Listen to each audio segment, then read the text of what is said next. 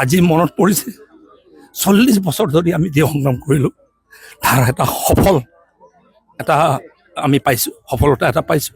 তাৰ কাৰণে এই 40 বছৰ যিসকলে সংগ্ৰাম কৰিছিলে সকলোকে আজি মই এই আৱেগিক এটা দিনত সকলোকে ধন্যবাদ জ্ঞাপন কৰিছোঁ।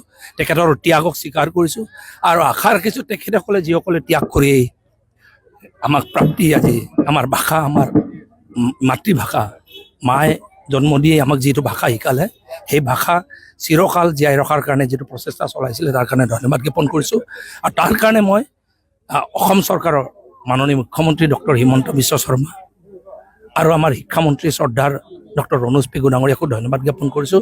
তেখেতসকলে মিচিং সমাজক এই দিনটো যেন দেখালে আৰু 200টা স্কুলত আজি আৰম্ভ হৈছে আৰু আশা ৰাখিছোঁ যিটো আদৰেৰে মিচিং সমাজে এইটো আদৰি লৈছে আৰু যিটো আদৰেৰে মিচিং সমাজে নিজৰ ভাষাটোক, নিজৰ মাতৃভাষাত পাঠদানৰ বিষয়টোক লৈ যেনেকৈ স্কুলবোৰক সজাইছে, এটা শৈক্ষিক পৰিৱেশ গঢ় দিয়াৰ কাৰণে নতুনত্ব এটা প্ৰদান কৰিছে প্ৰত্যেকটো এই 200টা স্কুলক।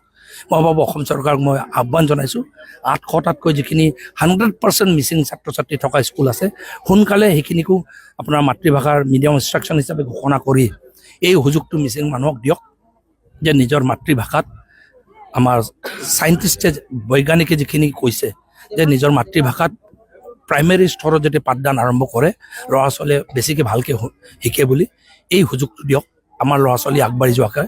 আৰু মই ইয়াতে খালি এটা বস্তু আহ্বান জনাইছোঁ, ক'তো এটা মিছকনচেপশ্যন হ'ব নালাগে। মিডিয়াম ইনষ্ট্ৰাকশ্যন হিচাপে আমাৰ স্কুলসমূহ যেতিয়া আমি মিচিং ভাষাত পাঠদান আৰম্ভ কৰাইছোঁ, কিন্তু আমি অসমীয়াও ইয়াতে পাঠদান হ'ব, ইংৰাজীতো পাঠদান হ'ব।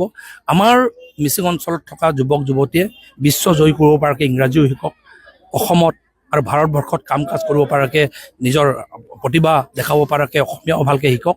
আৰু তাকে কামনা কৰি আজি এই আৰম্ভণ মই সকলোকে শুভেচ্ছা আগবঢ়াইছোঁ, মিচিং সমাজক মই শুভেচ্ছা আগবঢ়াইছোঁ।